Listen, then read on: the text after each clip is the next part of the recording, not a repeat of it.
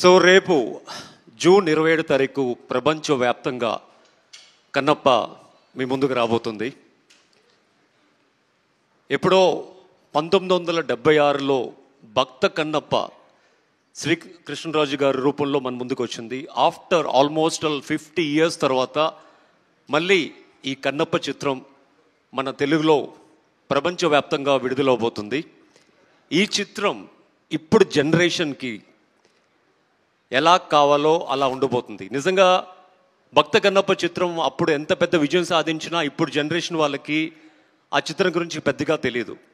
కానీ ఈ కన్నప్ప సినిమాలో ఉన్న విజువల్ ఎఫెక్ట్స్ కానీ, ఆ విజువల్ బ్యూటీ కానీ, యాక్షన్ సీక్వెన్సెస్ కానీ, ఇదంతా అప్ ట్రెండ్తో తయారు చేయబడిన సినిమా. అండ్ ఇప్పుడు జనరేషన్ ప్రతి ఒక్కళ్ళు చూడదగ్గ సినిమా. అండ్ డెఫినెట్లీ ఇప్పుడు జనరేషన్లో ప్రతి ఒక్కళ్ళు they will enjoy it. So తల్లిదండ్రులు కూడా ఇప్పుడున్న జనరేషన్ పిల్లలకి సినిమా థియేటర్కి తీసుకువెళ్ళి